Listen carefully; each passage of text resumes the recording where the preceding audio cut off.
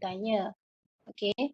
So actually untuk hari ini we just discuss kita boleh pergi kepada chat room ataupun dekat Padlet pun boleh. Okay. Dua-dua boleh. Sama ada di mana anda nak tanya soalan, anda boleh tanya soalan kat situ. Okay, sekejap. Okay, terlebih dahulu saya mohon maaf kenapa saya tak buat kelas online. Okay, pertama sekali disebabkan saya punya internet lah. Internet saya sangat problem. So, sangat limited juga. Okay, since dalam seminggu saya ada lebih daripada 10 jam kelas untuk saya handle online class. Okay, 10 jam tu hanya satu kelas saja, which is asasi, and termasuk yang perdana punya altogether is ada 12, so 22 jam seminggu.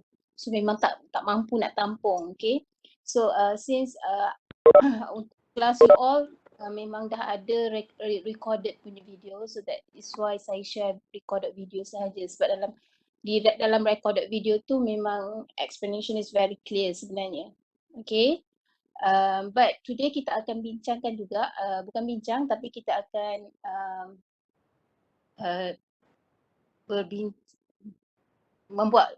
kita akan buat discussion a little bit. Okay, so apa yang dimaksudkan dengan confidence interval dan apa yang dimaksudkan dengan hypothesis.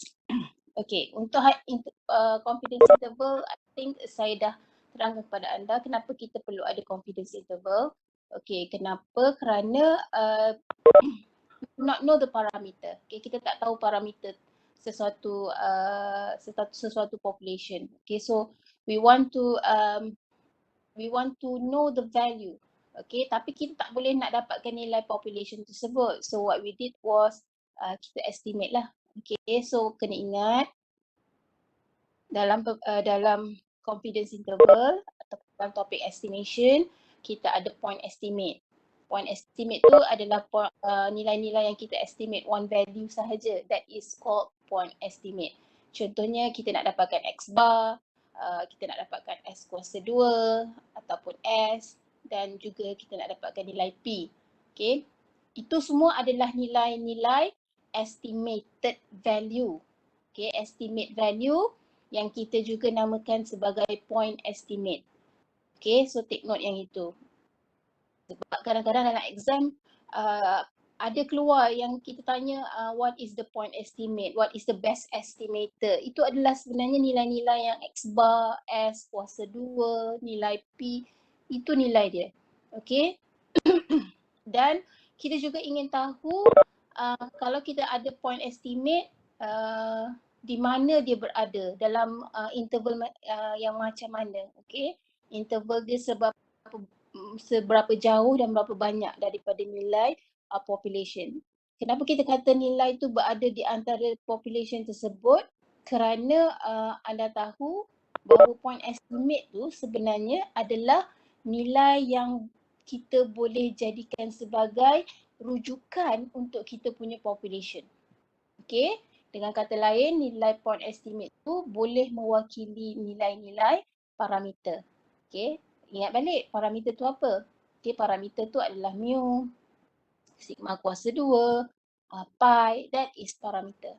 Okay, so jangan confuse. Okay, itu adalah confidence interval. Tetapi dekat dalam hipotesis, kita nak test, kita nak uji ataupun kita nak buat prediction sama ada sampel yang kita ada akan membuktikan ataupun tidak parameter yang sedia ada. Ini dia terbalik. Okay, yang sebelum ni parameter tu kita tak ada nilai. Okay, tapi untuk hypothesis, kita ada nilai population dan kita nak predict adakah sampel yang kita ada tu boleh support parameter yang diberi tu, betul ataupun tidak. Okay, dengan kata lain, adakah sampel kita tu yang kita ambil mempunyai population seperti mana yang dinyatakan. Okay, so nilai-nilai population ni kena hati-hati. Okay, nilai population ni boleh diberi dalam bentuk past record, past history, dalam bentuk history. History tu maknanya yang dah pernah berlaku, iaitu boleh dijadikan sebagai nilai parameter. Okay. Dan selain daripada itu, anda juga ada nilai perkataan ataupun perkataan-perkataan ataupun words seperti all, true, itu adalah merujuk pada population lah. Okay. Dan selain daripada itu, selain daripada history, past record juga adalah history lah. Okay, past record juga adalah history. Yang mana-mana dijadikan sebagai rujukan yang lepas, ianya adalah population. Okay, ianya adalah population. So kena hati-hati bahagian ni. Okay, right. Dan dia ada prosedur dah lah. Okay, untuk hypothesis ada beberapa procedures. Okay, procedures ni kena ikut. Betul-betul kena ikut. Okay, sebab ada yang minta saya semak. Okay, seperti mana yang saya letakkan dekat dalam video, the procedures. Okay, the first one awak ada apa? The first one, you have a hypothesis. Okay, anda ada hypothesis. Okay, tulis hypothesis anda. Okay, anda ada H0, anda ada H1. Okay, kena hati-hati bahagian ni. Okay, apa yang maksud H0, H1? Okay, H0 ni adalah statement yang membenarkan kata-kata, membenarkan statement pada population. Okay, membenarkan statement untuk population. Contohnya, soalan tersebut kata population value is 20. Okay, itu adalah membenarkan dia adalah nilai tersebut mesti 20. Okay, mana-mana terms, any terms yang you can transform kepada inequalities yang ada equal sign. Okay, yang ada equal sign. Contohnya anda ada equal, at least, at most. Okay, semuanya ada equal sign. Okay, bila ada equal sign, yang ini anda akan letakkan dekat null hypothesis. Okay, mesti letak dalam hypothesis. Kerana H1 tak boleh ada equal sign. H1 tak boleh ada equal sign. Okay, so kena berhati-hati bahagian yang ini. Okay, ini adalah hypothesis. Statement ni tulis statement, tulis ikut. Kalau parameter dia, kalau anda punya hypothesis untuk mean, tulislah sini this one should be mu. Okay, kalau disebut, kadang-kadang dia tak sebut mean, kadang-kadang dia tak sebut, kadang-kadang diberi dalam bentuk true mean. Ada true, perkataan true. Okay, sometimes dia gunakan perkataan average. Okay, depends lah, kena cari keyword-keyword tu. Sebab dalam video saya dah terangkan macam mana nak kena pasti soalan tu adalah hypothesis dan confidence interval. Sebab pernah berlaku pelajar dia silap.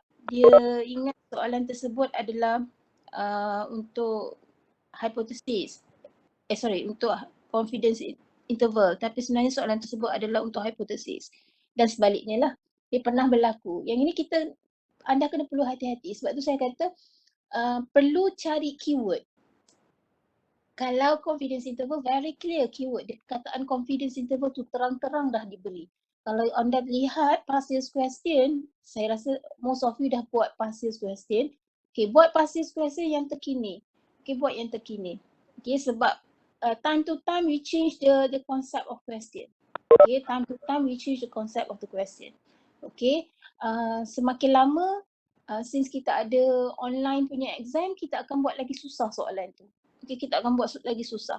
Sebab kita tahu pelajar ni dia banyak source. Okay, dia ada banyak sources yang dia nak rujuk. So sebenarnya walaupun kita kata close book, tetapi ada jugalah yang open book. Saya tak tuduh anda saya kata ada segelintir yang buat.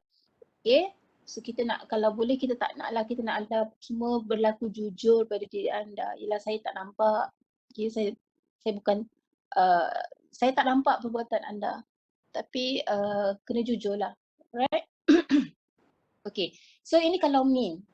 Okay, dan untuk alternatif tu sebenarnya dia menafikan statement yang ada dekat null hypothesis tu. Okay, statement yang ada pada null hypothesis tu dia nafikan. Contohnya anda ada at least. Okay, so at least akan letak di sini. Jadi untuk alternatif, ia menafikan of course lah bukan lagi yang more than or equals ni. So dia akan jadi less than. Kenapa kita tak letakkan? Kenapa kita tak letak H null? Kita tak letak mu? Kita letak mu sama dengan sini dan kita letakkan alternatif. Kita tak letakkan sini more than. Kenapa kita tak letak macam gini? Okay, yang sebelah kanan ni. Kenapa tak letak macam ni? Okay. Kenapa kita tak letak seperti ini? Kerana, okay, if you, bila awak buat statement, okay, bila anda letak, katalah awak reject H null. Maksud reject H null adalah you reject the statement. Anda tak mahu statement H null tu. Okay, so you want to, you don't have any, pilihan, you don't have any choice, but you need to accept the alternative. Okay, kalau you accept ni, ini you accept. Okay, ini dah reject ni reject. Then sini you accept. So, katalah yang ini anda punya claim. Okay, claim dia adalah at least. Okay, kalau misal kata you reject H null, then you accept the H1, maknanya anda accept mean besar daripada katalah 10. Okay. Bila accept ni more than 10, dia masih lagi berada dalam claim. Okay. Dia masih berada dalam claim. Maknanya statement tu masih terdapat dalam claim.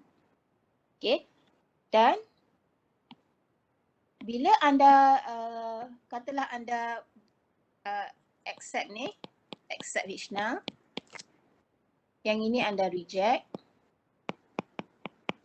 Biasanya yang accept, accept ni kita tak guna perkataan accept lah. We use the word reject H null, fail to reject H null. Okay, we use the word fail to reject. Okay. So kalau anda reject H1 ataupun dengan kata lain anda fail to reject H0 ataupun dengan kata lain juga anda accept lah, senang ayat dia. Okay, anda accept H0. So bila anda accept H0, maknanya anda accept this one, equal. Dan equal ni masih lagi dalam statement claim. So you can imagine both you accept the claim. Bila masa anda nak reject claim tu?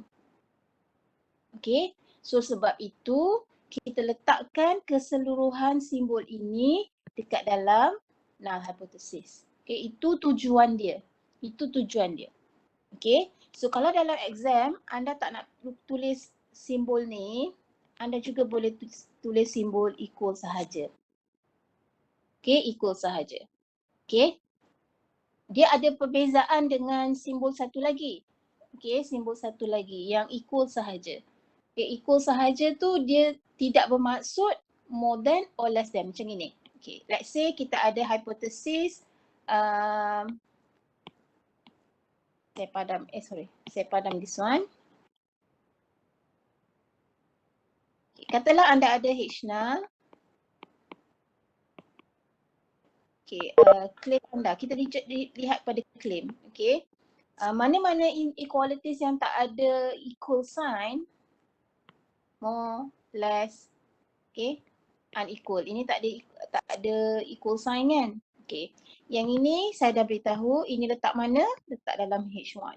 Anda kena lihat video satu-satu sebab saya pisahkan antara konsep dengan contoh.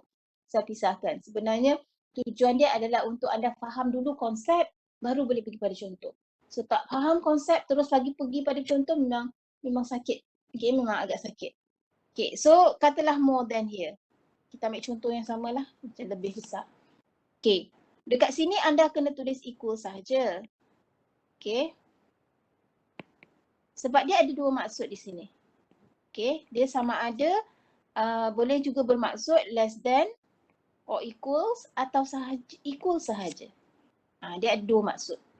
Okay, so kita tak tahu mana maksud dia. Kita tak tahu mana maksud dia. Okay, dia tidak semestinya less than or equals tu. Dia mungkin hanya equal sahaja tapi tidak less than. Itu kena betul-betul faham. Okay. Dia tidak sama maksud yang dengan yang pertama ni, yang hijau ni. Okay. Yang kedua ni maksud dia berbeza. Okay. So kena betul-betul hati-hati. Okay. Cuma pada yang pertama tadi anda boleh tulis sebagai equal sign yang mana ia mewakili simbol at least. Tapi yang ini sebenarnya tidaklah boleh untuk tulis less than or equals. Tidaklah boleh. Tapi kalau siapa-siapa tulis pun tak ada masalah. Okay, sebenarnya tidak digalakkan. Kenapa? Sebab dia tidak memberikan dua maksud tu. Dia memberikan dua maksud tadi. Iaitu sama ada less than or equals ataupun hanya bermaksud equal sahaja. Itu betul-betul kena faham. Okay? Alright. Ini bahagian hipotesis. Okay. Hati-hati Okay. Saya nak sentuh pada tadi saya kata kalau mean guna mu lah sebab ada yang saya check baru seorang tanya saya pun. Okay. Ada yang saya check mean betul dia buat jalan kerja dah betul dah cantik. Tapi hipotesis dia. Hipotesis dia letak pi. Okay. Bila letak pi automatik dekat bahagian situ memang salah. Okay. Terus hilang markah lah kat situ. Okay. Dan apa yang saya semak daripada rakan anda punya tu, dia tak dapat markah penuh kat situ. Okay, tak dapat markah penuh. Kenapa? Kerana pertama, dia punya nilai bentuk hipotesis dia salah. Okay, hipotesis kalau salah tulis, sebab dia markah dia satu je kat situ. Salah, automatically tolak markah. Okay, itu satu. Yang kedua, saya tak check nilai saya check cuma jalan kerja saja. Okay. Test statistik, okay fine. Most of you takkan ada masalah sebab formula dah ada. Okay, just rujuk. Konsep pilih apa tu semua saya dah ajar. Okay, cara pemilihan formula tu sama seperti mana anda belajar dalam confidence interval, iaitu estimation. Sama konsep dia. Okay, sebab tu saya kata kalau anda faham konsep pada estimation, you don't have a problem with chapter 4 untuk choose dia punya formula tu. Okay, cuma bezanya estimation you need to develop. Okay, sebab formula tak ada. Tetapi kalau dalam hipotesis, anda boleh terus gunakan sahaja formula tersebut. Tapi kena hati-hatilah. Okay, sebab kadang-kadang ayat dia a little bit tricky. Dia tak susah, dia tricky sahaja. Okay, berkenaan dengan decision rule. Okay, yang ini saya nak sentuh. Okay, yang ini salah. Yang ni tak ada markah. Rakan anda tu tak ada markah kat sini. Decision rule. Kenapa saya kata tak ada markah? Okay. Dalam video, saya letakkan dahulu dia punya critical point. Okay, kalau anda dah tengok video, memang dah kena tengok lah sebab Khamis ni test kan. Okay. Dalam video saya letakkan critical point dulu. Okay, critical point ni, ini bukan bermaksud anda punya decision rule. Okay, critical point ni, this is not your decision rule. Okay, decision rule adalah sama ada you draw. Draw mesti complete. Sketch. Bukan draw cantik-cantik. Tak payah cantik-cantik. Sketch je. Okay. So let's say tadi mean anda more than 10. Dia tengok dekat alternatif. Kalau more than mesti sebelah kanan lah. And dia punya rejection region kecil je dia punya area. Sebab area dia adalah alpha sahaja. Okay, area dia hanya alpha. So this will be your alpha. Katalah alpha is 0.05. Ini sahaja. A small part sahaja. Critical point ni sebenarnya sebahagian daripada anda punya decision rule. Ini, kat sini. Kalau mean anda, this is your critical point. Here. Ini critical point. Okay. So, kalau lukis, label lah. Label. Bagi saya, pada saya, myself, saya lebih suka sketch. Saya lebih suka sketch. Kenapa saya kata saya suka sketch? Sebab kita boleh nampak dia punya kedudukan. Dekat mana area reject, di mana area you cannot reject, dan di mana your critical point. Then after that, bila you dapatkan test statistik, anda boleh letakkan nilai tu dekat dalam anda punya decision rule tu. Sama ada di sebelah kanan daripada critical point ataupun di sebelah kiri critical point anda. Itu sebenarnya. Itu tujuan dia. Okay. So, ini anda punya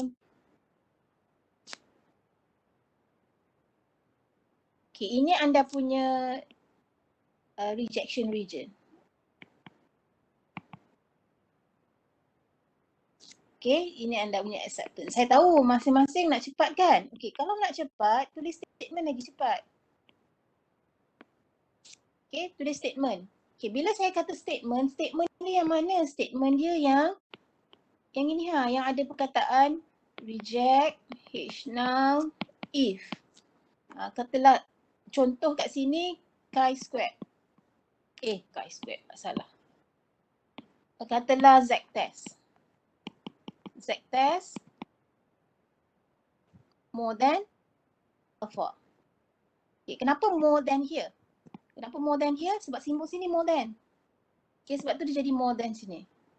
Okay, kenapa hanya Z alpha? Sebab kita alpha tu adalah anda punya rejection region. Small part. Kecil je dia punya tu nilai. Dia tak bahagi dua. Sebab dia region anda sebelah kanan sahaja. One sided on the right hand side. Sebelah sahaja. Sebab tu lebih besar. Okay, so ini sebenarnya ada connection. Salah satu. Ingat dia, salah satu. Bukan nak tulis dua-dua pun tak ada masalah. Sebab ada sahaja student yang tulis dua-dua sebab bagi dia tulis dua-dua tu lebih apa orang kata, lebih pastilah. Okay. So nak tulis dua-dua ke, nak tulis salah satu ke, it's up to you. Tetapi for those yang hanya tulis decision rule, ketika point saja, automatically akan tak ada nilai. Tak ada markah kat situ. Okay. Dan anda perlu ingat, critical point dengan decision rule mesti comes together. Sebab kat sini nilai, markah dia ada satu je. So kalau misal kata anda tak bagi salah satu, memang automatically zero. Automatically zero. Okay. So just imagine kalau dah salah kat situ. Okay, dah hilang markah. Okay, right. Itu yang bahagian decision rule. Test statistik saya tak perlu komplain lah. Okay, sebab bahagian test statistik ni, yang ini saya nak kena ingatkan sikit. Ini kena hati-hati. Okay, bahagian decision rule, test statistik. Okay, seterusnya adalah test statistik. Okay, dia salah satu. Sama ada anda nak buat test statistik dulu ataupun nak buat decision rule dulu, tak ada masalah. Okay, sebab dia boleh sahaja berubah tempat. Sama ada test statistik dikira terlebih dahulu, kemudian decision rule, ataupun decision rule dulu, kemudian test statistik. Both can. Okay, tak perlu nak risau. Dua-dua kita accept. Okay, cuma bahagian test statistik kena hati-hati. Okay, bila anda tulis z-test, make sure anda masukkan nilai dengan betul. Which is you masukkan nilai x bar, you masukkan tolakkan dengan nilai mean, you bahagikan dengan nilai standard deviation, bahagi dekat dengan square root of n. Yang ini kena betul-betul. Ini contoh saya gunakan z-test dengan s ni. Okay. Anda sekarang dah perlu tahu kenapa kita guna s, kenapa kita guna z, kenapa guna formula ni dengan kata lainnya. Okay. So masukkan dan kira mesti dapat 4 decimal places. Mesti. Okay, saya nak tengok dalam 4 decimal point. Okay, siapa tak guna 4 decimal point, saya tolak markah. Okay, sebab dalam video saya berulang kali saya sebut 4 decimal places. Even saya tulis dekat situ 4 decimal places, 4 decimal places. Okay, last bahagian yang terakhir dalam procedures of hypothesis. Ini kena hati-hati. Okay, sebab yang ini bahagian conclusion. Conclusion ni untuk pengetahuan anda, conclusion ni tidak hanya menyatakan reject or fail to reject. Contoh saya bagi sini. Okay, let's say you said since z-test katalah 11 more than, anda kira 11 more than z alpha. Bagilah apa katalah 1.96 contoh. Contoh je ni. Since Z test is 11 besar sangat. Is Z test is 2. Since Z test equals to 2. The value more than Z alpha which is 1.96. Okay, anda boleh tahu. Dua ni, ini nilai dekat sini. Tengok balik anda punya decision rule. Critical point adalah 1.96. Okay, maka dua ni berada dekat kawasan sini. Ini titik dia, 2. Okay, sebab itu dia berada dalam rejection region. Okay, so since the value of Z test more than the value of 1.96, then reject H0. Sesiapa yang bagi jawapan sampai sini sahaja, memang tak ada markah. Memang tak ada markah. Okay, kita nak anda terangkan apa yang anda maksudkan. What do you mean by reject H0? We know. Okay, semua orang tahu maksud reject, orang semua orang tahu reject H0, fail to reject H0. But what do you mean by that? Itu yang paling utama. Itu yang kita nak anda explain in words dalam perkataan. Apa yang sebenarnya dimaksudkan dengan reject H0? Okay, reject H0 ni sebenarnya you reject statement pada null hypothesis. You don't want the statement. You don't want the statement. Okay? But you don't have a choice. You need to accept alternative. You need to accept alternative. Okay. Dia macam gini sebenarnya. Okay, dia macam gini sebenarnya. Okay. Kita boleh buat dua-dua statement pada sama ada pada H0 ataupun pada alternatif. Terpulang pada anda. Okay, sebab ada yang tanya pada saya, kenapa conclusion saya macam ini, macam ini, macam ini. Contohnya macam mana soalan lagi tu? Dua-dua saya fail to reject, tetapi satu soalan tu saya gunakan we can conclude. Dan ada satu lagi soalan saya gunakan we cannot conclude. Okay, walaupun kedua-duanya adalah fail to reject. Okay, dia sebenarnya macam gini. Ini kena hati-hatilah bila buat conclusion. Jangan susahkan diri sebenarnya. Okay, bila dikatakan fail to reject H0, buat je statement untuk H0. Itu paling senang. Tetapi kalau fail to reject H0, boleh juga guna statement alternatif. Tetapi anda kena nyatakan anda tak bolehlah conclude untuk alternatif tu. Itu maksud dia. Okay, so saya tunjukkan macam gini. Contoh contoh. Okay, let's say tadi saya guna 2 untuk reject null hypothesis kan. Okay, saya tukar nilai ni. Saya tukar nilai ni. Saya tukar kepada 1.8. Bila tukar 1.8, yang ini jadi less than. Okay, so kita ada fail to reject H0, betul? Sebab dia berada dalam kawasan acceptance region. Okay, fail to reject H0. Macam mana nak buat conclusion? Okay, fail to reject H0. Maknanya statement ni dengan kata lain accept H0. Jangan pula anda buat statement we need to accept H0. Okay, maksud fail to reject H0 adalah accept H0. Memang langsung juga tak ada markah. Okay, no marks. Maksud accept H0 di sini adalah, okay, tadi saya nak terangkan, kita boleh gunakan dua-dua statement. Okay, let's say kita gunakan statement pada H0. Okay, maknanya kita boleh tulis, we can conclude, we can conclude that the mean is 10. Okay, at alpha 0.05. 1.96 adalah 0.025. Okay. Okay, ini kena letak alpha. Kenapa? Kenapa kena letak significance level ni? Sebab setiap significance level yang berbeza, nilai critical point juga berbeza. Ada juga possibility nanti anda punya test statistik akan berada dekat dalam rejection region. Dia ada possibility. Okay, so that is why kita gunakan, kena letak statement ni. At alpha berapa. Okay, itu tujuan dia. Itu satu. Okay, ini kita conclude berdasarkan kepada null hypothesis. Saya tunjukkan, saya tulis kat sini. Okay, ini based on H null. Kalau kita nak buat conclusion berdasarkan kepada alternatif, itu yang kita boleh gunakan perkataan we cannot conclude. Maknanya, kita tak boleh nak katakan ataupun kita tak boleh buat keputusan bahawa mean dia adalah lebih besar daripada 10. We cannot conclude that the mean is more than. Nampak tak beza?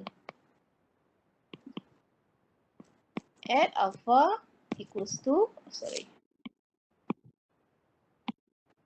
alpha equals to 0.025. Okay, contoh ini maksud dia. Okay, ini maksud dia. Ini yang saya katakan kita boleh buat conclusion pada dua tempat. Okay, pada dua tempat. Sama ada pada null hypothesis. Okay, yang ini adalah based on H1.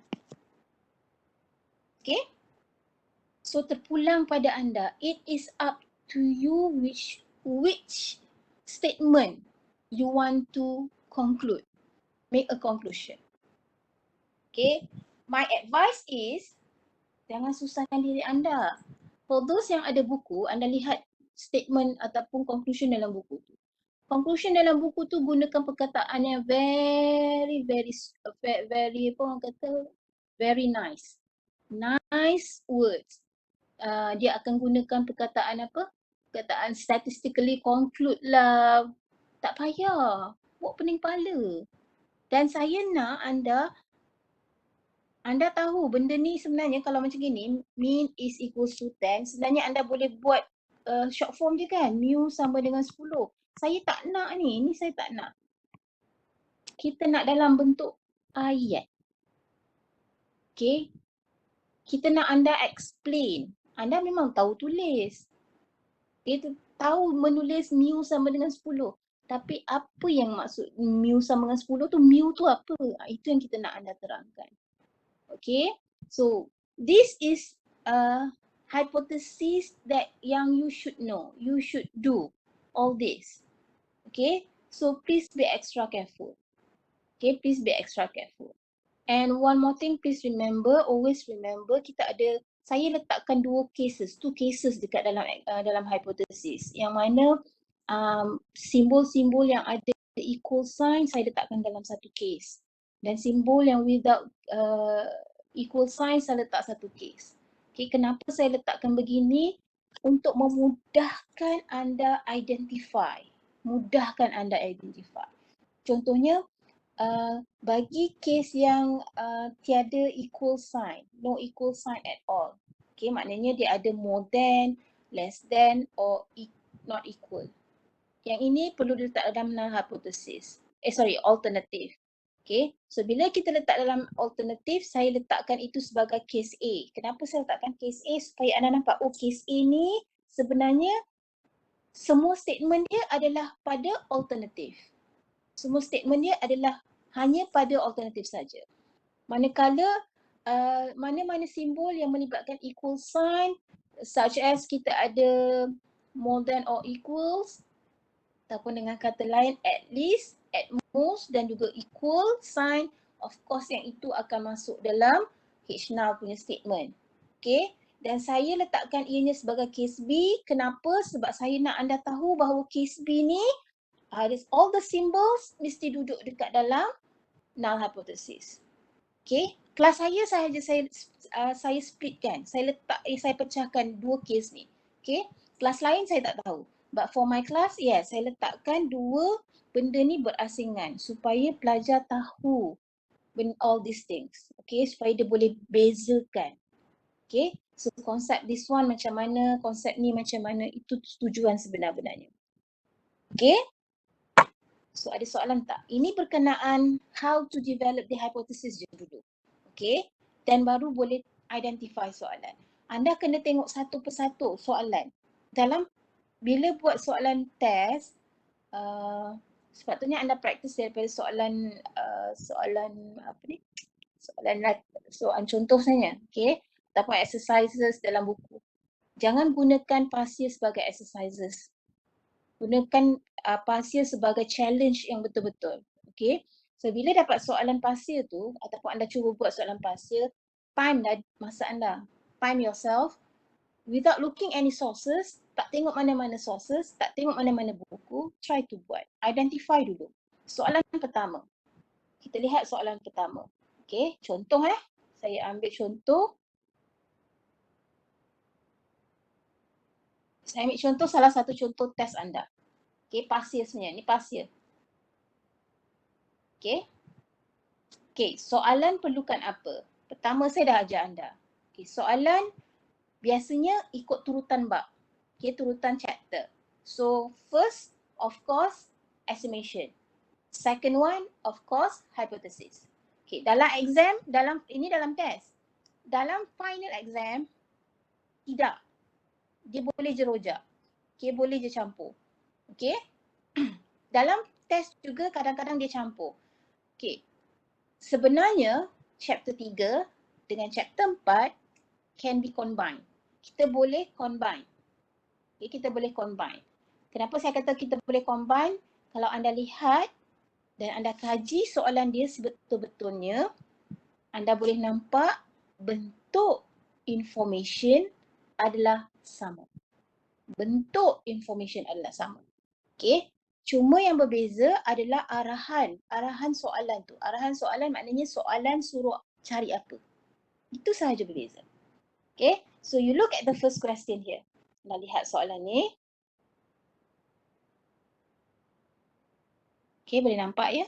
Okay, samples of a high temperature lubricant were tested and the temperature at which they ceased to be effective were as follows. Okay, yang ini dia bagi data tak banyak. 2, 4, 6, 7 sahaja. Biasanya 10 lah, standard 10.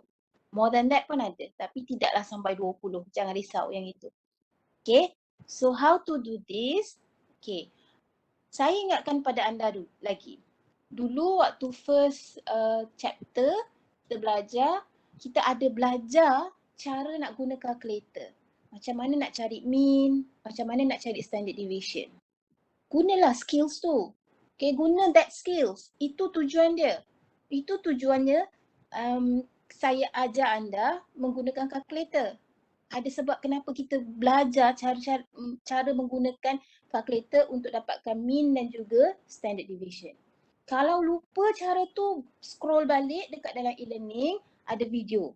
Rujuk balik video tu. Ikut model apa anda punya calculator tu, rujuk kat situ. Macam mana nak gunakan. Okay? Sebab dekat bahagian topik belakang-belakang ni dah tak ada ulangan, tak ada orang kata siaran ulangan lagi untuk kita dapat menggunakan calculator, tak ada. So once kita dah ajar pada awal-awal, then anda akan terus guna dekat bahagian chapter ni. Saya rasa saya dah beritahu pun pada anda waktu ketika itu anda kena belajar, kena mahirkan diri anda untuk menggunakan calculator so that later on waktu kita di chapter 3 baru kita gunakan. Okay, so that is how you calculate, anda gunakan skills anda. Okay, jangan guna yang formula tu. Kalau anda guna formula, kalau setakat cari mean tak ada masalah. Tapi kalau nak cari standard deviation dan variance, sakit nanti. Okay, buang masa.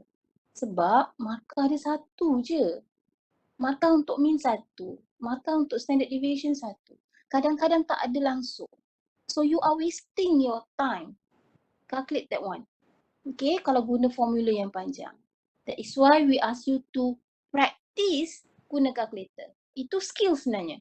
Okay, so kalau anda practice, lama-lama dia akan jadi mahir. Okay, so again, how to identify, tengok sahaja, tak perlu nak faham. Saya dah beritahu, jangan faham terlalu detail. Dia faham instruction dia, apa perlu buat. Okay, so anda ada data. So pertama sekali dia suruh anda construct. Construct apa? 90% confidence interval. Okay, so you know that is confidence interval.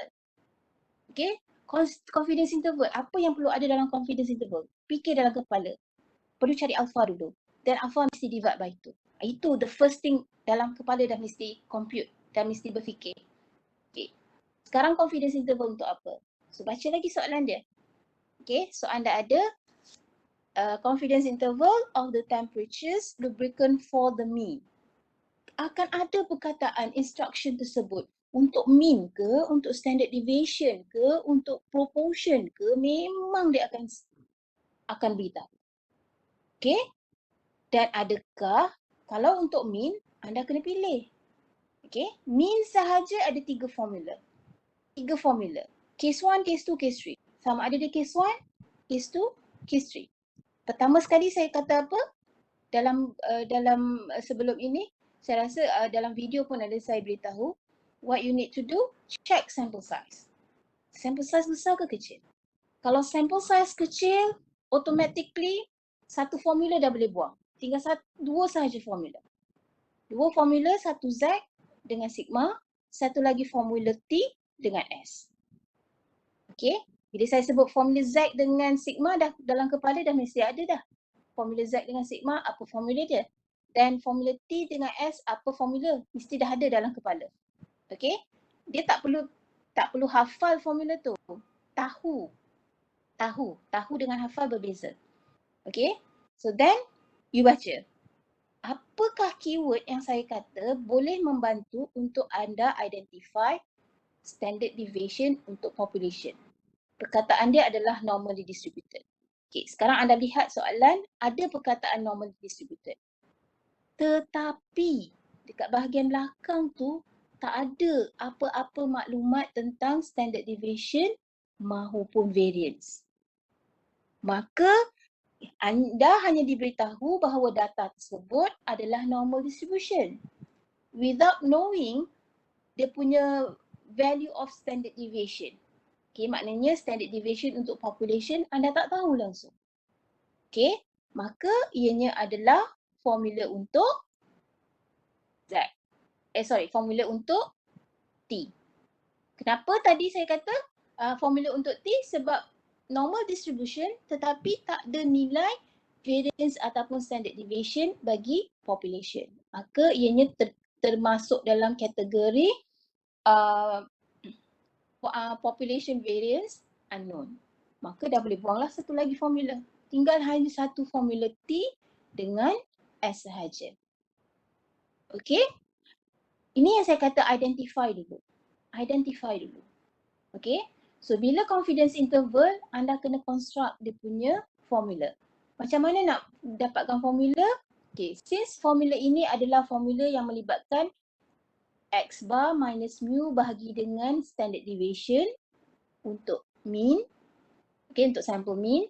Dan dia akan jadi macam inilah. Dia akan jadi A tolak B bahagi dengan, A sama dengan B tolak C bahagi D. Guna formula tu lah. Guna cara itu lebih mudah. Okay, mana-mana yang berbentuk A sama dengan B tolak C bahagi D, gunakan formula tu. Ini khas untuk confidence interval. So you need to construct. Okay, itu selesai. Ada soalan?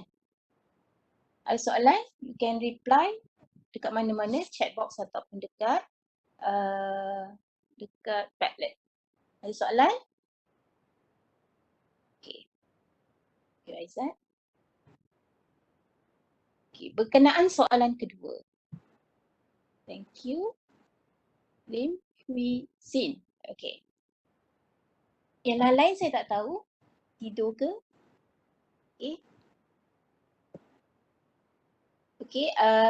I hope you tak complain bila saya tak buat kelas. Sebab saya tahu ada je yang tak suka kelas.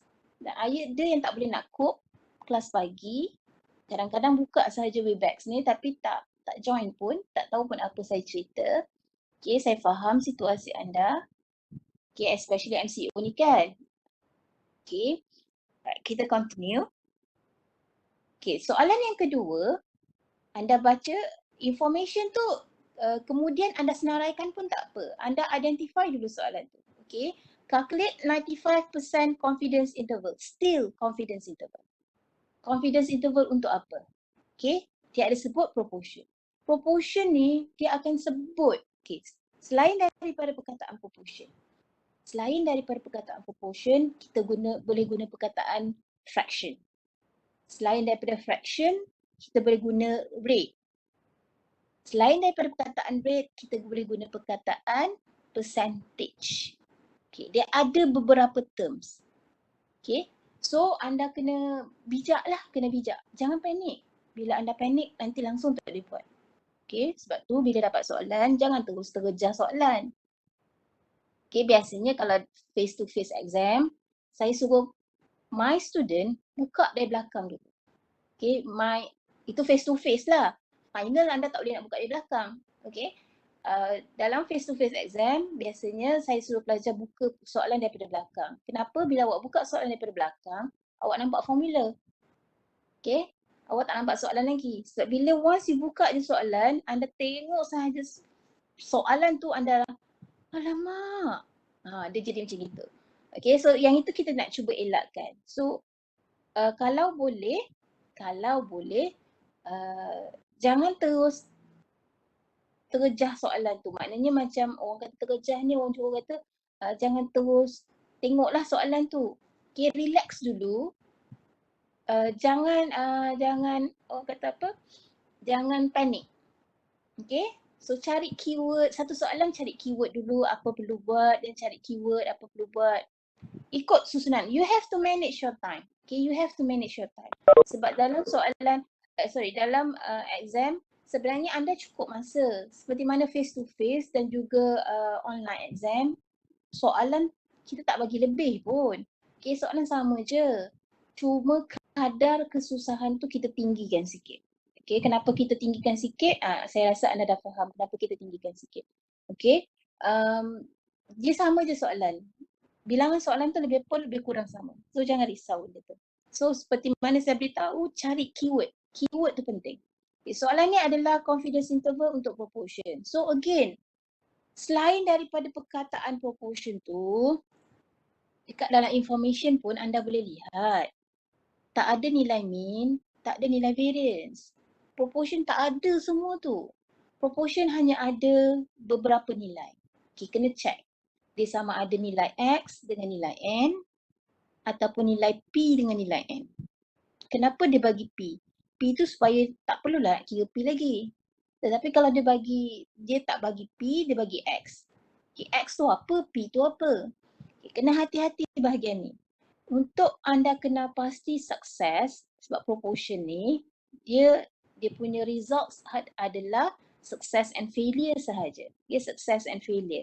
Okay, so adakah soalan yang minta anda cari confidence interval, adakah ianya untuk sukses ataupun failure? So rujuk kat situ.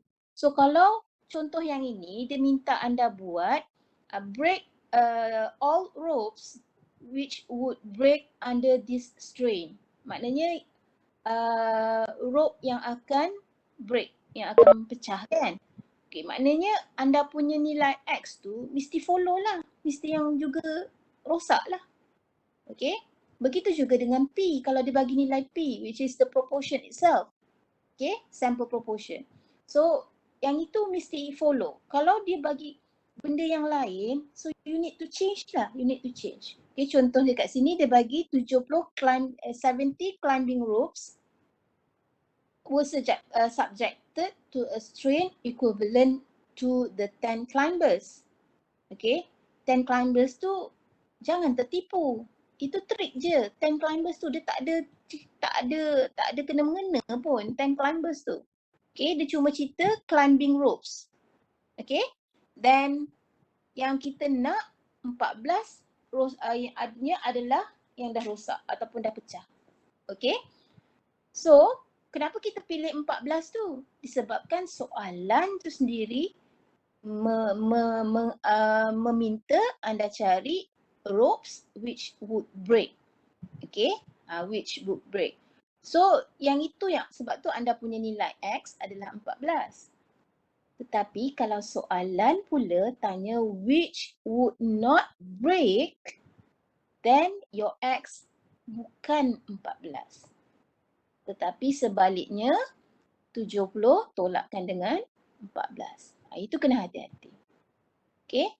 Dekat dalam video tu ada bahagian yang saya silap sebenarnya, tapi tak ada siapa pun yang tanya. Okay, saya harap awak boleh kenal pastilah kesilapan saya tu. Sebenarnya ada yang salah. Okay. Saya saja tak nak betulkan. Walaupun saya tahu benda tu dah salah, saya tak nak betulkan. Saya nak tunggu ada tak sesiapa yang bertanya saya. Okay, so far tak ada siapa-siapa pun yang tanya kesalahan itu. Ada salah. Ada satu yang salah. If I'm not mistaken, ada satu yang salah. Okay. Ada juga yang critical point salah, yang itu ada yang tanya. Seorang je lah yang tanya, yang lain-lain tu wallahualam. Mungkin kau sahabat tu dah beritahu semualah. I hope lah. Okay. Right. So itu adalah proportion. Proportion paling simple. Proportion paling senang. Tetapi hati-hati. Sebab proportion ni juga boleh senang hilang markah. Okay. Sama juga dengan yang min tadi. Okay. Kita pergi kepada soalan yang ketiga. Adakah masih confidence interval? Yes.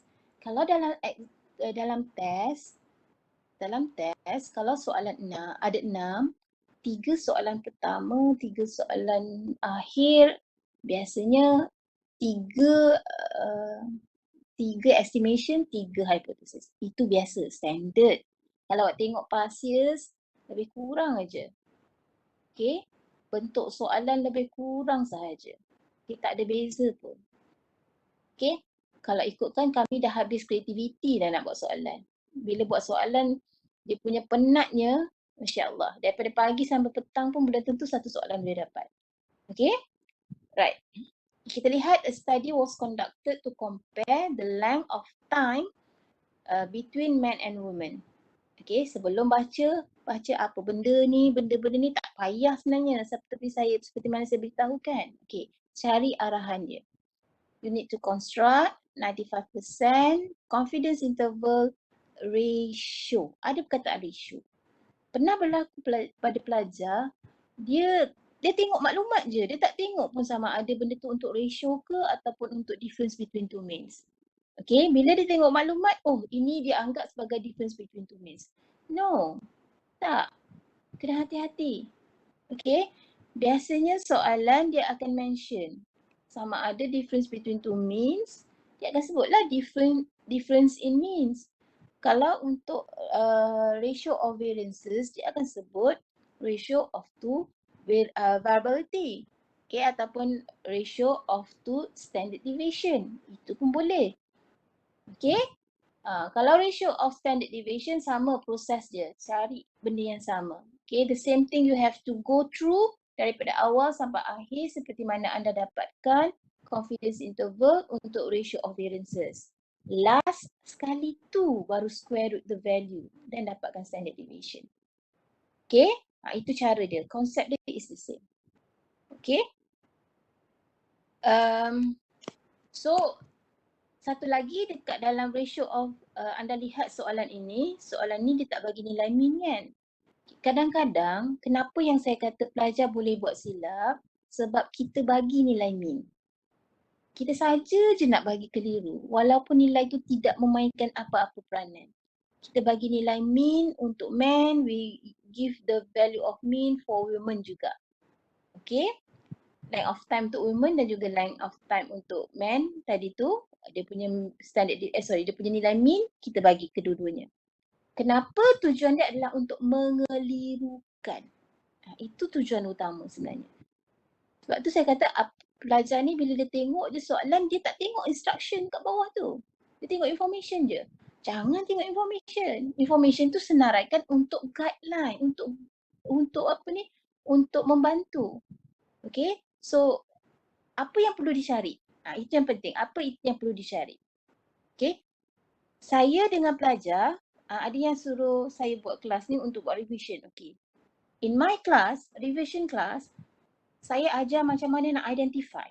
Saya tak pernah ajar pelajar solving. Kenapa saya tak pernah ajar pelajar solving? Solving tu you know how to solve. Cuma identify tu. How to identify, itu yang sangat penting. Konsep dia adalah identify. Once you dapat identify, you boleh jawab. Saya tak bohong. Saya tak bohong. Okay? Ini cara nak identify. Okay. Seperti tadi saya kata, jangan bergantung sepenuhnya pada information. Sebab ada information yang mengelirukan. Bukan mengelirukan, dia hanya apa orang kata? Hanya bertindak apa ni? Hanya sebagai patung dia, bukan patung. Dia hanya dia tak ada apa-apa function. Saya cakap macam tu. Dia tak ada function. Cuma kita letakkan untuk mengelirukan pelajar. Kita orang memang suka kelirukan pelajar, especially me, myself. Saya sendiri, saya suka kelirukan pelajar. Sebab dalam kelas saya ajar macam mana nak identify. Sebab tu saya sengaja letakkan kekeliruan tu. Kadang-kadang soalan dia simple je. Tapi benda yang boleh buat keliru, contohnya macam proportion tadi. Kita tukar sikit je, sikit tu tukar nilai. Kita ubah daripada sukses, kita tukar pada failure je. Itu pun boleh jadi tak boleh jawab. Itu yang kita tak nak. Sebab tu kena hati-hati. Okay? Senaraikan. Sebab tu perlunya praktis. Perlunya praktis, bukannya praktis tulis the solution. Tidak. Praktis identify. That is the first one. Itu paling utama buat dulu. Dah buat yang itu, baru pergi pada solution. Sebab solution tu awak tahu. Okay? Paling-paling utama untuk single mean dan juga difference between two means, pertama sekali perlu ni lah. Macam saya kata, anda perlu sangat-sangat mahir, nak tentukan kes yang mana. Kes 1, 2, 3 ataupun kes 1, 2, 3, 4, 5 untuk difference between two means. Yang itu paling important. Dah mahir tentukan tu, fine, boleh proceed ke identify soalan. Then lepas tu proses. Macam mana nak selesaikan. Buat satu-satu, jangan rushing. Sebab bila you rush, you akan problem nanti. Okay, ni sebelum test kan? Test hari Khamis kan? Okay, you still have time. Saya tahu masa anda sangat orang kata terbatas. Ada kelas lain, penat. I know, bila online kelas ni sangat penat. Penat duduk, okay, sakit belakang. Itu semua ada. Simptom-simptom, bukan simptom, memang akan sakit. Okay. Sebab tu saya advise, okay, buat latihan, jangan berterusan. Buat satu-satu, relax. Relax. Buat satu dan rehat. Buat satu, buat kerja lain. Buat satu, buat kerja lain. Dia tak boleh, buat satu maknanya bukan satu soalan, satu set. Okay, satu set, saya minta anda time yourself. Manage your time. Pasanglah alarm. Okay, katalah start pukul 10. Habis mesti 10.30. Dia sejam setengah. Okay, sejam setengah atau sejam 15 minit. Berdasar, tengoklah dekat masa yang diberi. Berapa minit diberi anda. Okay, ikut masa tu. So from there you practice. Manage tu. Manage paling penting. Okay. Okay, ini ratio of population variances. Two population ratio. Okay, ratio. Untuk dapat ratio, saya dah ajar anda. Okay, saya rasa saya dah ajar anda macam mana nak dapatkan ratio. Okay, cara dia macam gini.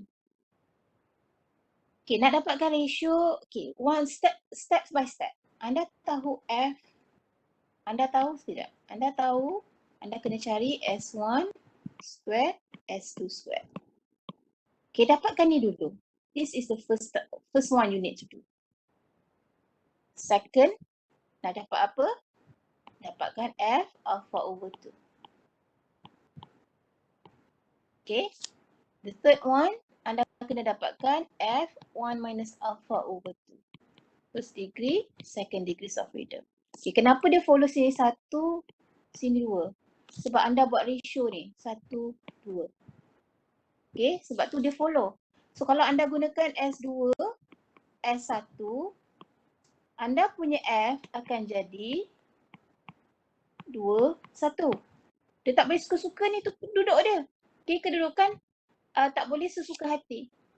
Okay, especially bila sample size berbeza. Kalau sample size sama, tak ada masalah, tak payah fikir benda tu. Tapi since sample size berbeza, that is the problem. Okay, so ini paling penting. Sama juga yang ketiga, F, anda akan cari F 1 minus alpha over 2, mu 2, mu 1. Okay, bila dekat bahagian ni, yang tadi tu, F1 minus alpha over 2, ini sebenarnya anda kena cari 1 bahagi F alpha per 2. Yang ini anda kena tukar. Ni kena tukar kedudukan dia. Tukar kedudukan. Okay, bila tukar kedudukan, maknanya anda baca mu 2 tu sebagai, bila rujuk dekat table, anda rujuk sebagai first degree of freedom. Dan mu 1 tu rujuk dalam table sebagai second degree of freedom. Itu maksud dia.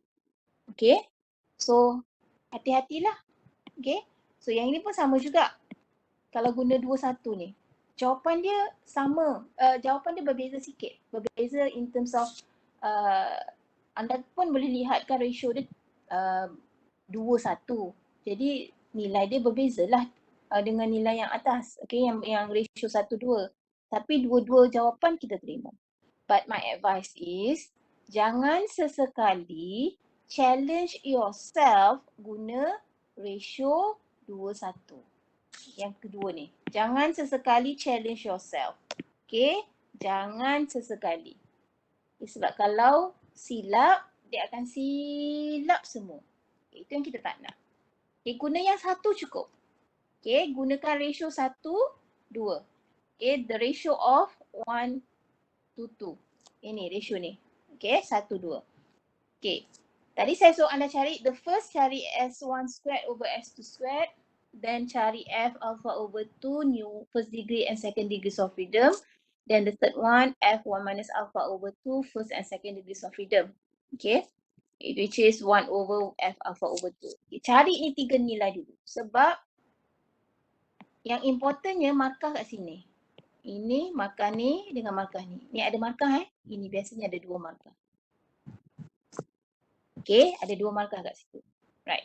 Then dekat sini, sekejap. Dekat, okay. Then apa yang anda nak perlu buat? Okay, anda kena create lah. Kena create S1 squared over S2 squared, nilai dia.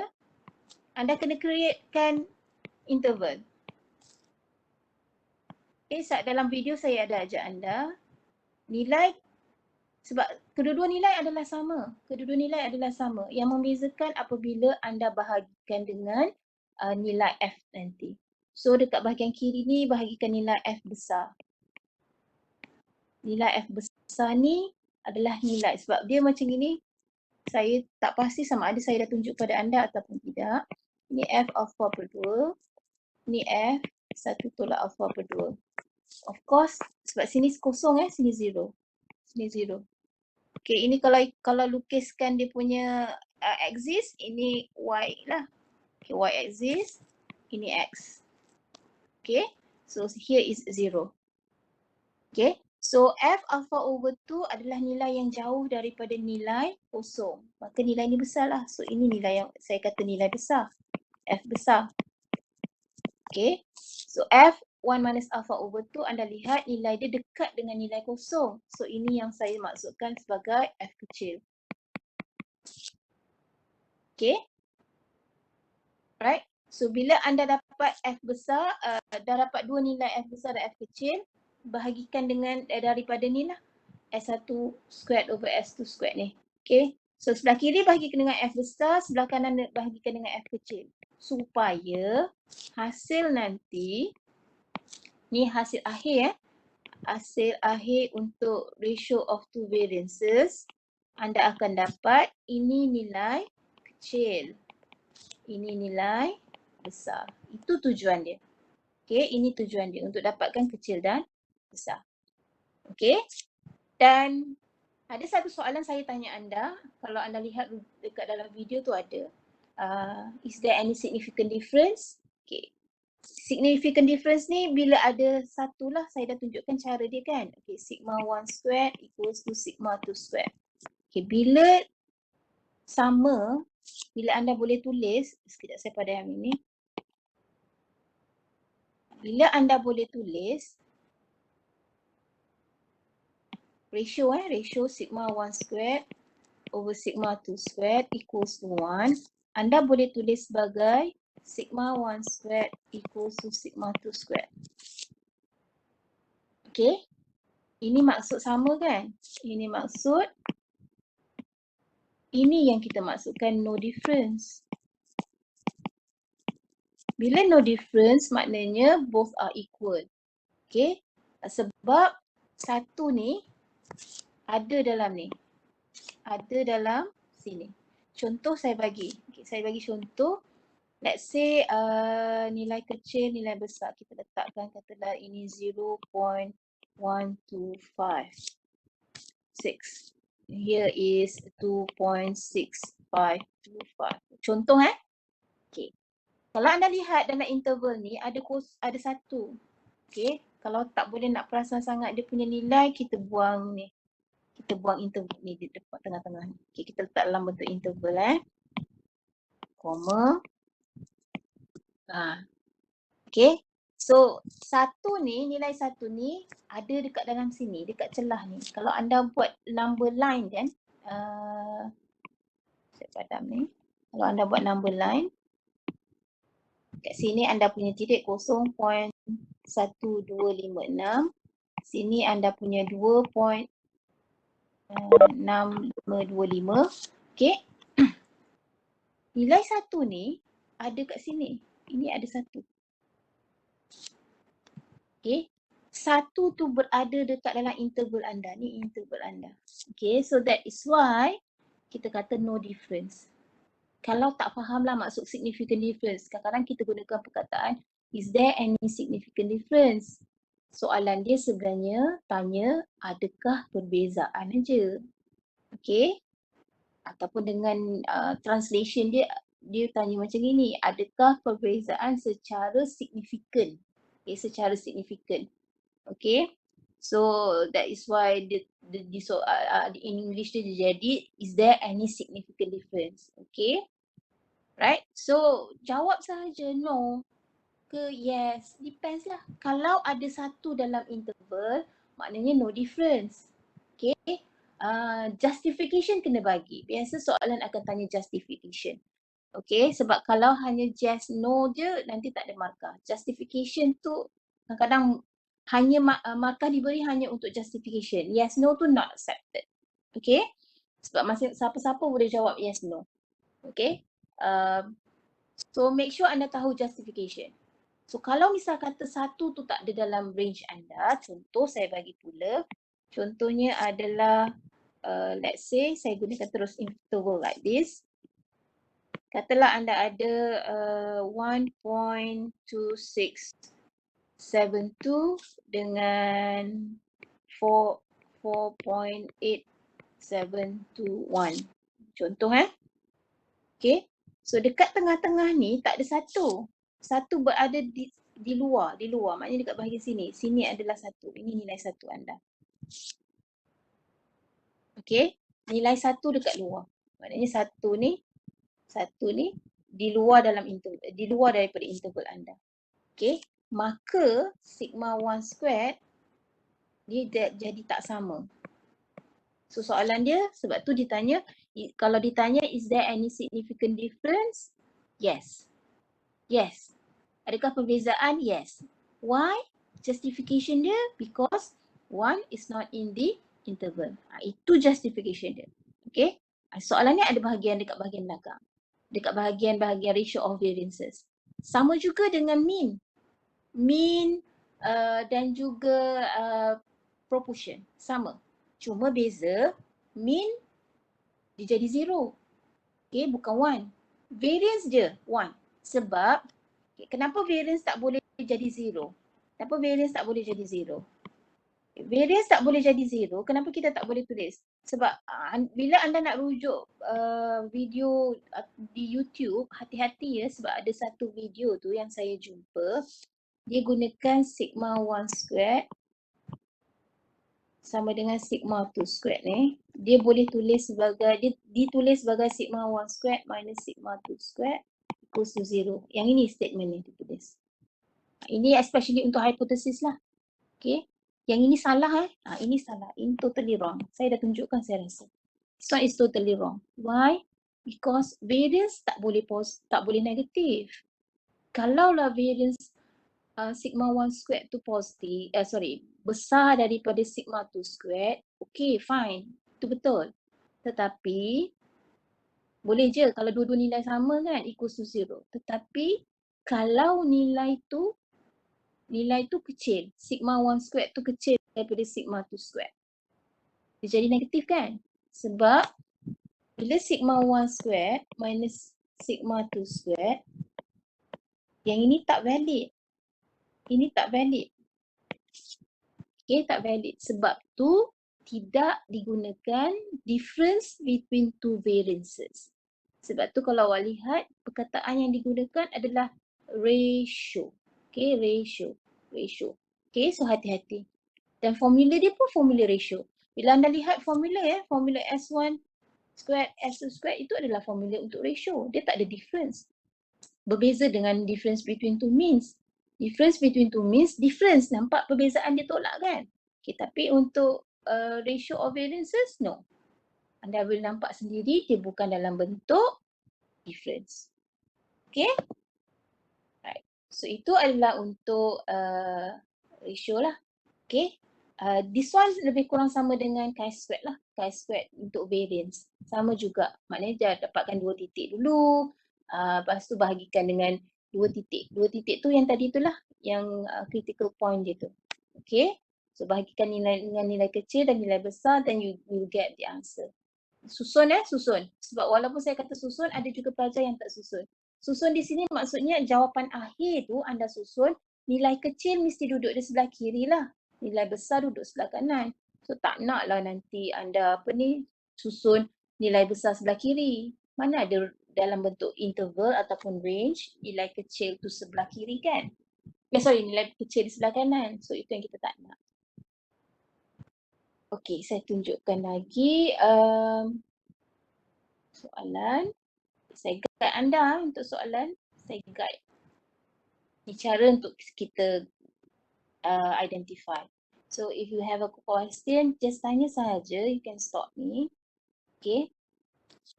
Right. So an instrument is used. Nampak tak? Nak baca panjang-panjang tu biasa kita terbiasakan baca kan? Okay. Tengok je bawah. Bawah tu tak ada confidence interval tetapi diberi dalam nilai alpha. Once anda ada alpha, which is your significance level alpha tu adalah probability of type 1 error. Probability of type 1 error adalah probability untuk reject null hypothesis. Itu sebabnya kita namakan probability of doing type 1 error. Okay. Type 1 error itself tu adalah kesilapan bila kita kesilapan yang dilakukan apabila kita terpaksa reject kita punya null hypothesis. Tetapi null hypothesis kita adalah benar. Okay, maknanya statement null hypothesis tu adalah true. Okay, so tengok baliklah. Sebab pernah dalam exam ditanya dalam peperiksaan, what is the probability of type 1 error? Pelajar tak ada jawab. Okay, probability of type 1 error tu sendiri adalah alpha, which is 0.05. Itu yang kita nak tahu. Probability of type 1 error kita nak tanya, dan selain daripada tu anda perlu tahu probability of type 1 error is probability of rejecting null hypothesis when null hypothesis is true. Okay, dia ada satu lagi probability of type 2 error, yang itu anda tak belajar. Okay, maybe next time we will suggest that you need to know what is the probability of type 2 error, because some of the engineering memang guna type 2 error tu, especially untuk quality. Okay, quality control biasa akan guna type 2 error tu. Okay, so we have the hypothesis untuk alpha 0.025. So kita bagi 0.025. Ingat kalau estimation alpha always divide by 2. Tetapi always bila saya sebut always maknanya mesti bagi 2. Tetapi hypothesis tidak. tidak, bergantung pada cases. Okay, ada case one-sided, alpha tak perlu bagi 2. Tetapi kalau case two-sided, alpha mesti bahagi 2. Okay, saya dah tunjukkan bentuk hipotesis anda. Bentuk hipotesis bentuk bentuk bell shape. Bentuk bell shape hanya untuk Z dengan T. Bentuk whale shape adalah bentuk chi-squared dan juga F. Okay, yang itu kena tahu the concept. Okay, bentuk bell shape. Macam mana? Bell shape ada negatif dan positif. Okay, ingat bell shape. Bell, bentuk normal mesti ada negatif positif. Maknanya nilai Z dan T boleh negatif dan positif.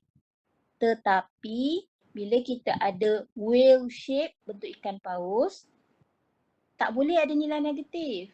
Sebab anda lihat tadi yang bentuk whale shape yang saya lukis tadi, dia bermula daripada 0. So tak boleh ada nilai negatif. Bila tak boleh ada nilai negatif, maknanya nilai-nilai tu mesti positif. Hasil yang anda kira juga tak akan ada nilai negatif. Okay, so be careful. Chi-squared dengan F sentiasa bentuk dia positif. Jangan silap. Sebab kalau silap dia akan jadi salah lah. Itu kita tak nak. Okay. So untuk kes yang ini, anda lihat nilai yang diberi. Okay, nilai yang pertama diberi adalah 0.2. Okay, baca ayat tersebut yang ada nilai 0.2. Okay, you have specification requires the standard deviation. Okay, standard deviation itu adalah untuk sigma. Okay, for the amount of sulfur is 0.2. Standard deviation. Kenapa kita tahu itu sigma? Okay, sebelum anda kenal pasti ini adalah sigma ataupun tidak, check pada sampel dululah. Anda tahu 0.2, ada nilai 0.2 dan ada satu lagi nilai 0.11. Okay. Dekat dalam ayat berikutnya anda ada a sample of 11 measurements. Sampel anda sebanyak 11, taken randomly. So daripada sampel tersebut, anda dibantu dengan nilai standard deviation. Dibantu di sini maksudnya dah dikirakanlah standard deviation. Anda ada raw data sebenarnya. Tetapi kita tak beri anda raw data. Okay, 11 raw data. Maknanya data tu ada, observations tu ada.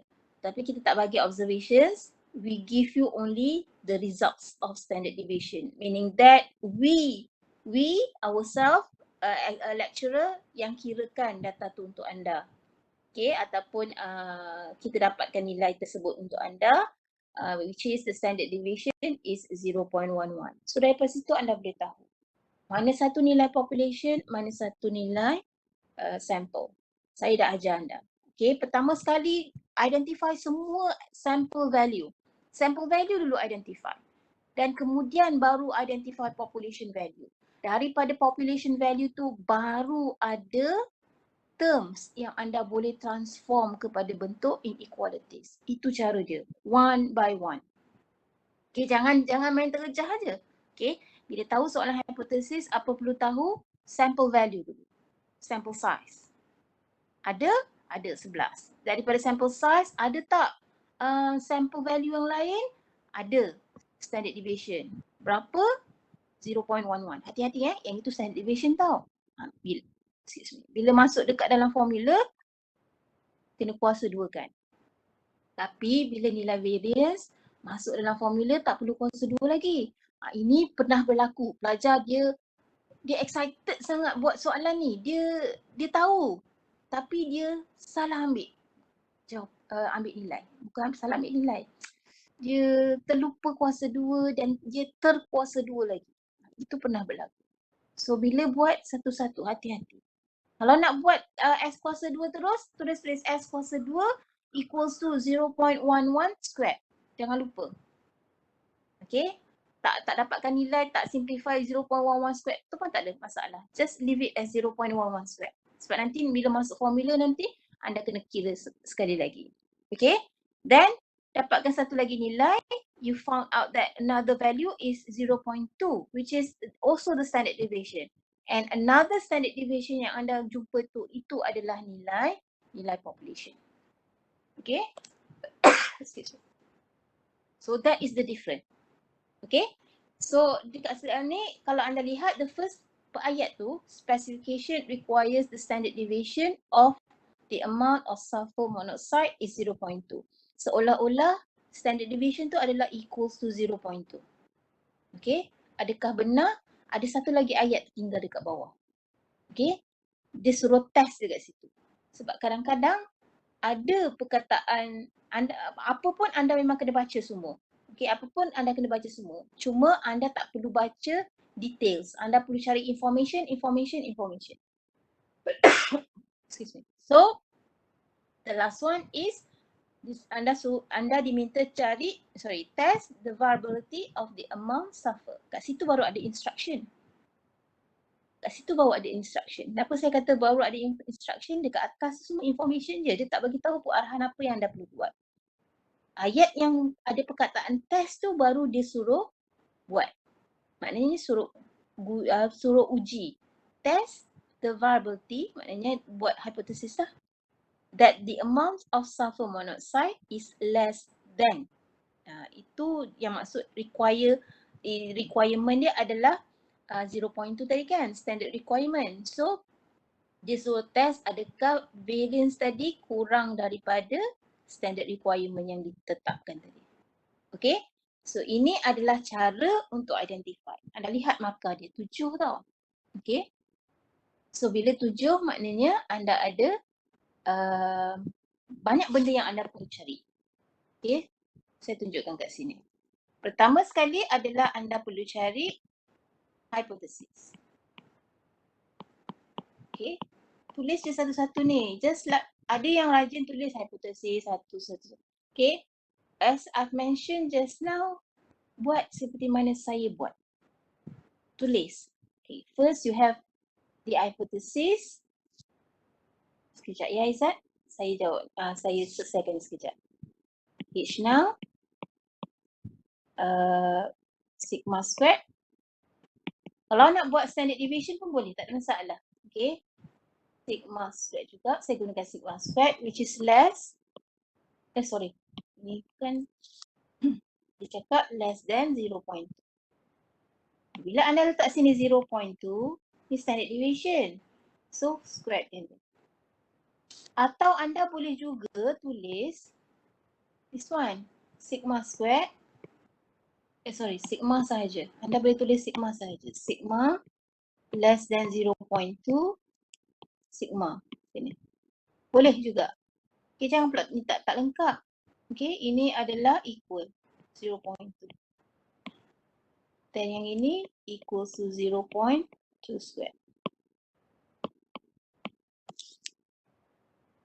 Okay, so salah satu.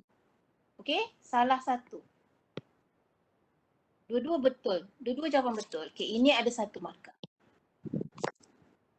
Okay, mesti betul tau. Ini mesti correct.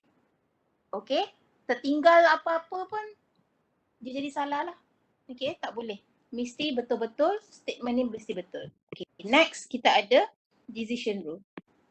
Bila anda ada decision rule, kena lihat dekat alternatif punya simbol lah. Alternatif punya simbol less than. Maka anda punya area should be on the left hand side. Okay, so bentuk ikan paus. Kenapa bentuk ikan paus? Sebab dia sigma ataupun sigma square. Ataupun anda boleh buat dahulu test statistik. Boleh je. Your test statistik adalah chi-square. Since your test statistik chi-square test ni, maka kat sini bentuk ikan paus lah. Okay. Sini anda punya alpha. This is your alpha. Alpha tadi adalah 0.025. So dapatkanlah chi-square 1 tolak alpha new degrees of freedom. Sebab kalau sebelah kiri mesti 1 tolak alpha. Okay, kalau sebelah kiri mesti 1 tolak alpha. Kalau sebelah kanan, chi-square alpha. Okay, saya dah ajar macam mana nak cari critical point tu. Okay, saya dah ajar. Tengok balik video other distributions. Okay. Okay. Completekanlah. Ini acceptance region. Yang ini adalah rejection.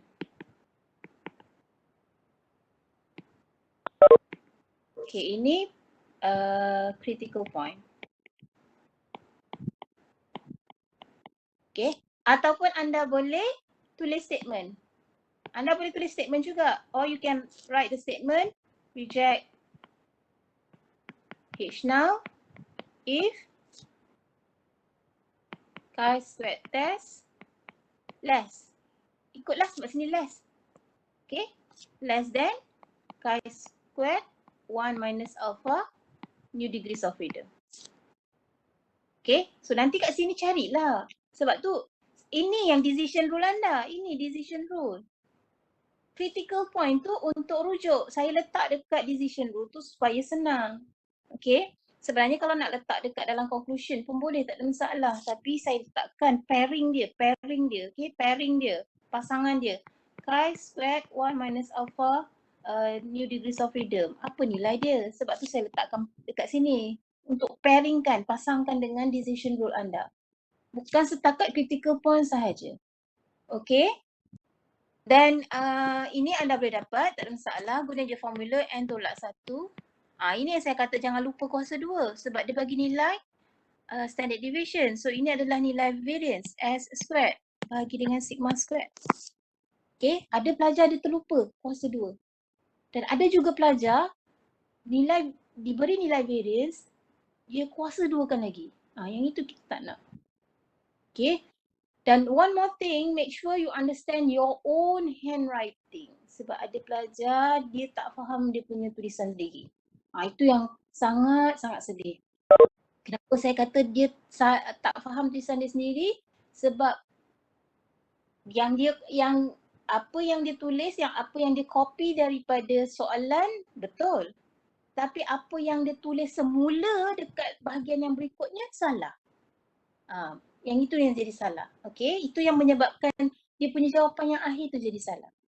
Okay, and last kali you have the conclusion. Seperti mana saya beritahu tadi, conclusion tidak hanya berhenti setakat you beritahu reject or fail to reject null hypothesis. Tidak. Okay, you must have your conclusion. We conclude that kalau reject null hypothesis, what is the meaning of the reject null hypothesis? Okay. Sebab semalam yang saya check, one of your friends punya jawapan yang itu yang dia tak buat. Dalam semua hipotesis soalan hipotesis yang dia buat, semua tak ada. You just imagine, kalau 3 soalan ni, ada 3 soalan hipotesis contoh 3 soalan hipotesis. 3 soalan tak ada bahagian tu, dah hilang 3 markah. Itu bahagian conclusion. Dan decision rule pula, dia tak ada, dia hanya ada critical point sahaja. Critical point sahaja yang ada. So, dah hilang lagi 3 markah. Dah berapa markah hilang? Dah 6 markah hilang. Itu tak termasuk yang calculation lain. Konsep yang lain yang salah. You just imagine. Berapa banyak markah hilang. Percuma je. Okay? So, please be careful. Bila you buat tu, make sure apa yang saya pesan tu buat. Memanglah you kata masa tak cukup. Bila masa tak cukup tu sebab you duduk berfikir. Exam ni, bila dapat je soalan, tak boleh duduk fikir lagi dah. Kena terus identify, ini soalan apa, ini soalan apa, ini soalan apa. Apa nak buat, apa nak buat, apa nak buat. You tak boleh nak rancang awal, lepas ni aku nak fikir ni, nak fikir ni. Tak, tengok soalan tu baru boleh manage. Baru boleh manage. Tapi sebelum tu, skills memang dah kena ada. Dah memang sangat mahir. Tengok soalan dah tahu apa nak buat. Tengok soalan dah tahu apa nak buat. Okay? Right. Aizat punya soalan. Kalau ada soalan population mean, sebab dalam soalan tak bagi tahu standard deviation sigma, itu equals ke maksudnya population mean tu adakah dia difference between two means? Aizat boleh cakap je Aizat?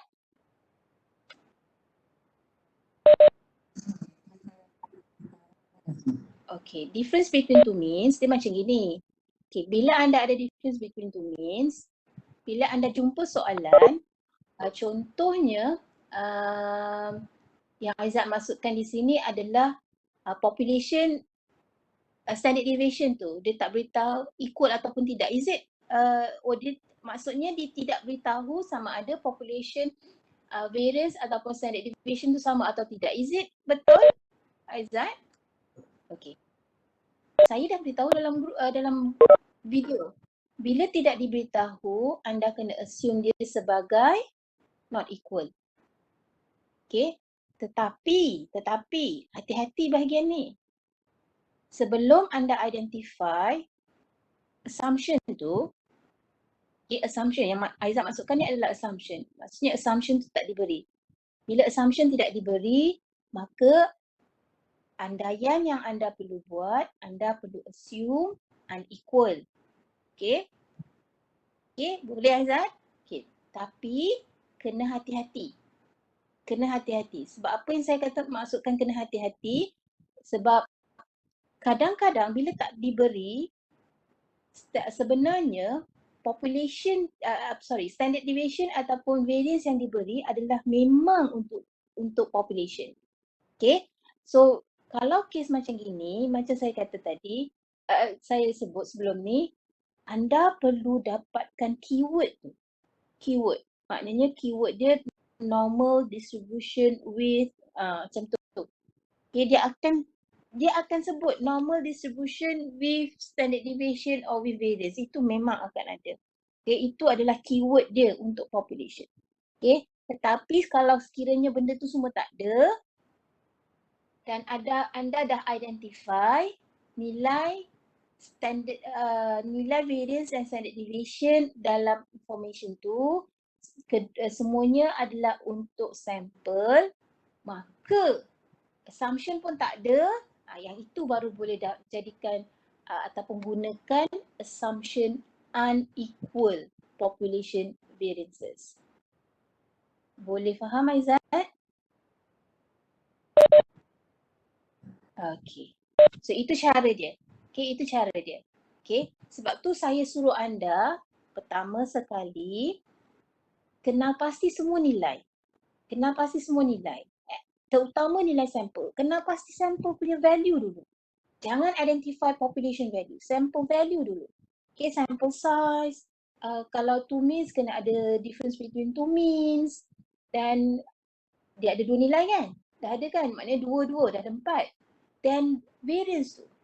Variance tu adakah untuk population ataupun untuk sample? Kalau untuk population, proceed terus population lah. Tapi kalau untuk sample, apa yang perlu buat? Kalau tak ada assumption, yang itu yang saya kata, saya masukkan tadi, gunakan population assumption yang population variances not equal. Itu maksud dia. Okay, itu cara dia sebenarnya. Okay, itu cara dia. So please careful, bahagian ni kena careful. Ini tak boleh nak buat apa-apa. Memang kena hati-hati. Okay, contoh yang ni. Sebab saya tunjukkan contoh ni. Ini tak ada ni. Ni contoh biasa.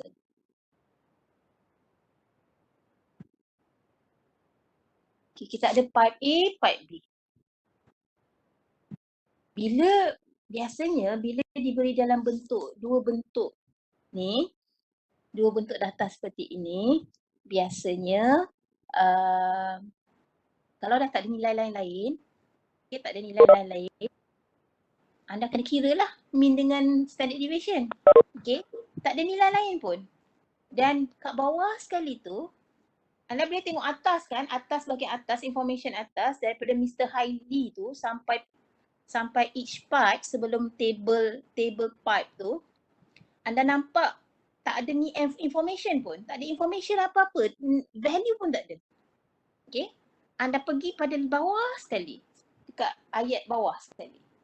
Anda lihat, assume that this data from normal population with the same variances. Automatically ada assumption. Bila automatically ada assumption, buang semua formula yang ada unequal population variances tu. Maknanya kedua formula without SP, dua formula without SP dan satu lagi formula yang both population variances known. Yang itu pun boleh buang. Kes pertama tu boleh buang. 3 dah buang. Sample size nampak sangat kecil. Buang lagi satu. Okay, so yang ini gunakan formula T dengan SP. Itu cara dia. Okay, right. Satu lagi untuk pengetahuan anda lihat kat sini, anda kena kira satu persatu. Betul? Satu persatu kan mean dengan standard deviation, betul tak? Okay, sebenarnya ada cara untuk anda kira secara serentak. Nak tahu tak? Dia ada cara nak guna secara serentak. Saya tak bawa pula kan kereta saya. Okay. Kalau anda nak tahu cara dia nak kira secara serentak, okay, 570 ms, anda ada dengan saya kan? 570 ms. Sekejap saya buka kat mana.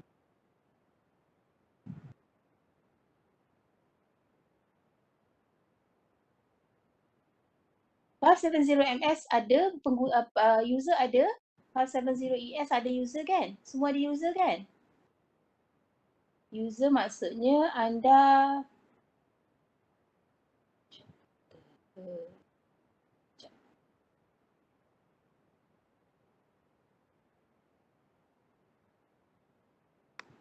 okay.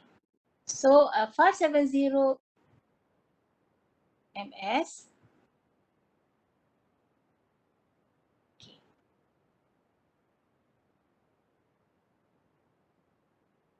Okay, 570 ms anda gunakan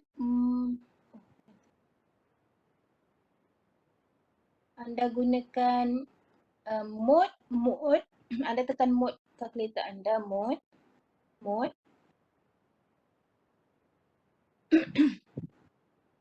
anda pilih mana dia terletak, sekejap saya cari. Saya memang sandar sikit sikit. Okay. 570 ms, anda tekan mode, anda pilih REG, that is for regression. And anda boleh jumpa satu je dekat situ ada nama saya, Lin, L-I-N. Itu linear sebenarnya. Okay. Okay, mode regression linear. Okay, as usual 570 ms, anda kena clear memory lah. Shift clear SCL equal. Okay, dan untuk masukkan nilai secara serentak, anda masukkan nilai pertama, anda ambil 204, 193, ambil yang pasangan dia 193 kat sebelah. Jangan ambil lain-lain, ikut pasangan dia. 204 dengan 193, 215 dengan 199. Okay, so pasangan pertama adalah 204 and 193, and press the button N+, dan anda boleh repeat lah, dia akan tulis situ N1. N1 maknanya pasangan data pertama dah dimasukkan. Okay, 570 user, 570 ms user, anda dengar tak? Okay, boleh ikut. Saya bagi secara serentak dapatkan dua nilai mean tau. Okay, dua nilai mean dan dua nilai standard deviation. Okay, 570 ES. ES. Bukan EX ES. Okay, ES, you choose mode 3, 2. Okay, mode, saya sebut nombor je. Saya tak nombor apa-apa. Mode nombor 3, nombor 2. Okay. So anda nampak data entry ada columns kan? Columns X dengan columns Y. Okay, masukkanlah data anda. Yang ini boleh masukkanlah X dulu ataupun Y dulu. Okay, anda kena faham X anda adalah pipe A, Y anda data dia adalah pipe B. Okay, masukkan data satu persatu.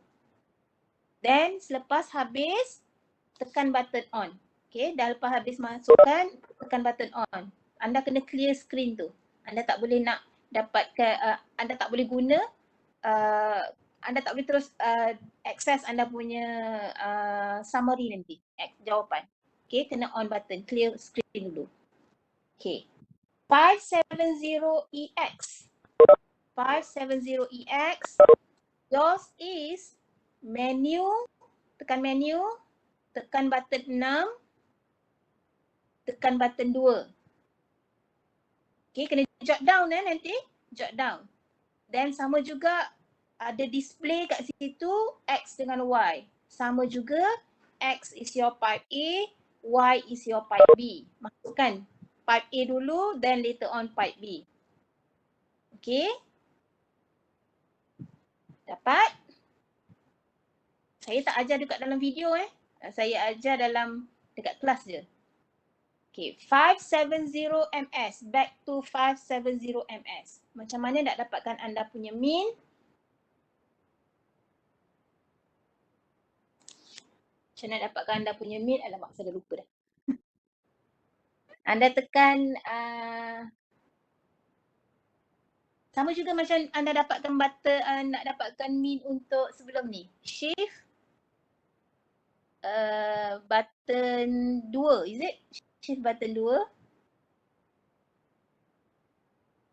Shift button 2, anda dapat anda nampak X. Anda dapat X punya nilai kan? Anda dapat X punya nilai. Dan anda tekan button arrow nanti, back arrow ke kanan tu, anda akan dapat nilai untuk Y. Boleh tak? Shift 2, arrow, yang itu adalah nilai-nilai untuk Y. Boleh Syahira, Itira? Awak guna 570 ms, right? Okay.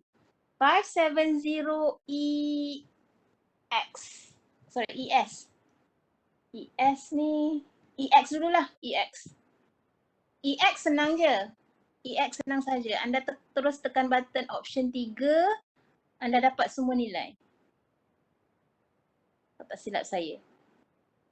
Anda akan dapat X, anda akan dapat X bar, anda akan dapat Y bar, anda akan dapat sigma X, sigma kuasa 2, bukan sigma, S. S untuk X dengan S untuk Y. Untuk EX senang. ES ni saya tak ingat lah macam mana ya. ES ni kalkulator dia tak ada depan mata saya, so saya tak boleh nak. Okay, ES, if I'm not mistaken, shift, anda tekan, okay, cara dia sama macam mana nak dapatkan mean menggunakan anda punya sebelum ni, previous one yang kita gunakan satu data tempoh hari. Cara nak dapatkan mean dia shift, apa saya tak ingat lah. Shift, is it shift 2 ke shift 1? I'm not so sure. Okay. Okay, shift 1. Right, thank you very much. Okay, shift 1, then dekat dalam tu anda boleh pilih, you can choose. Dia ada, nanti akan keluar X bar, Y bar, S untuk X, S untuk Y. Okay, you can try that. This one is for 2 sets of data. Okay, 2 sets of data. So, cara nak dapatkan dia is seperti mana saya tunjuk, saya dah beritahu tadi. Okay, understand guys? Boleh? Can you? If you have a problem using your calculator, if you want to know more using your calculator to get the two values at the same time for the X bar and also for the standard deviation for both X and Y, you can contact me, okay? You can contact me if you have a problem, okay? So hold on a second. Hold on a second. I will give you your QR code, your attendance today.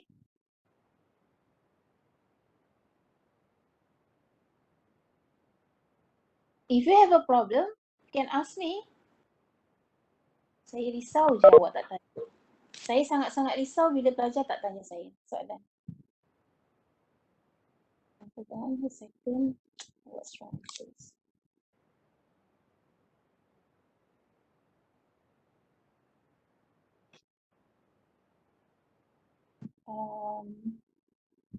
So sorry today.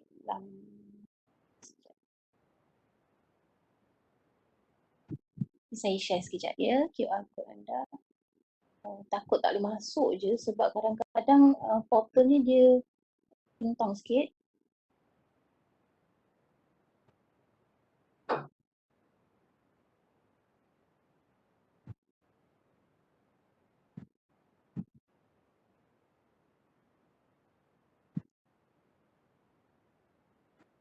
Okay, sekejap ya, saya share.